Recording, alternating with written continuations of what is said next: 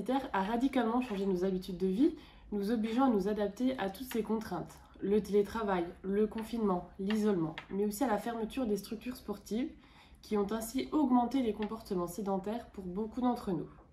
Nous restons de nombreuses heures assis devant nos écrans, ce qui réduit notre dépense énergétique à minima. Notre inactivité physique a augmenté aussi et notre temps d'activité est loin des recommandations. Pourtant, l'inactivité est délétère pour notre santé. Comme on le sait, qu'elle soit cardiaque, pulmonaire, métabolique et bien sûr, elle a des effets négatifs sur notre sommeil. En effet, le sommeil s'inscrit dans nos rythmes biologiques.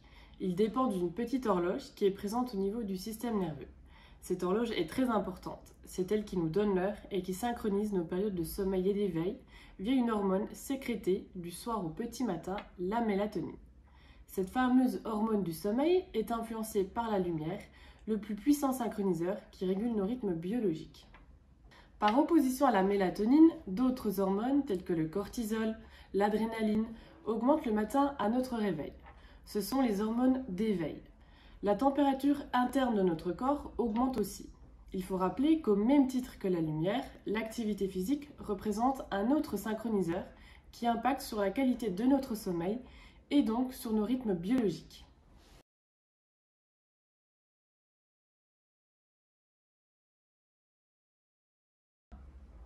Une activité physique pratiquée régulièrement en journée allonge la durée du sommeil et améliore sa qualité, c'est-à-dire qu'elle augmente le sommeil lent profond, sommeil pendant lequel nous récupérons de notre fatigue physique, et le sommeil paradoxal, sommeil des rêves, pendant lequel nous récupérons de notre fatigue cognitive et psychique.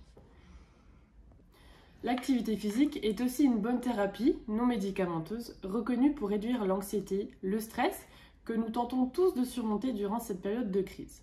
Elle peut prévenir les insomnies et plus généralement les troubles du sommeil. Stéphanie, 35 ans, agent administratif, mariée et maman de 2 enfants de 3 et 7 ans.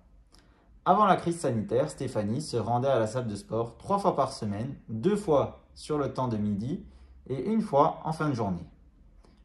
Depuis le début de la crise sanitaire, Stéphanie est en télétravail, elle pratique moins d'activité physique, elle pratique 2 soirs par semaine à son domicile quand les enfants sont couchés et qu'elle a le temps. Stéphanie est un exemple typique. Elle se sent stressée, se rend compte qu'elle dort mal et somnole durant la journée depuis environ 1 an. Pourquoi ? En effet, si vous pratiquez moins d'activité physique et que votre dépense énergétique quotidienne est moins importante, probablement en raison du télétravail, vous aurez plus de risques de développer des troubles du sommeil. De plus, si votre pratique est tardive, elle provoque non seulement une augmentation de l'adrénaline et du cortisol, hormones stimulant l'éveil, mais aussi de la température interne. Tous ces facteurs expliquent en grande partie les difficultés de sommeil que vous pouvez rencontrer. Enfin, le stress, l'anxiété occasionnés par cette période de pandémie sont encore des facteurs qui se surajoutent et qui peuvent expliquer vos insomnies. Quelle solution apporter à Stéphanie ? En cette période de crise, il est important de maintenir une activité physique régulière, de préférence en journée. Il faut proscrire toute activité physique dans les 3 heures précédant votre coucher pour justement éviter d'augmenter la température interne et les hormones d'éveil. Le mode de pratique a également son importance. Il faut privilégier les pratiques d'endurance à intensité modérée et si possible en extérieur afin de cumuler les bénéfices que peut apporter une exposition à la lumière. En cas de stress important, vous pouvez également compléter vos pratiques par des activités comme le tai chi, le yoga, le pilate, reconnus pour leurs vertus sur votre bien-être psychique et physique. Il faut aussi comprendre que la pratique d'activité physique s'intègre dans un cercle vertueux, d'autant plus important en cette période de crise.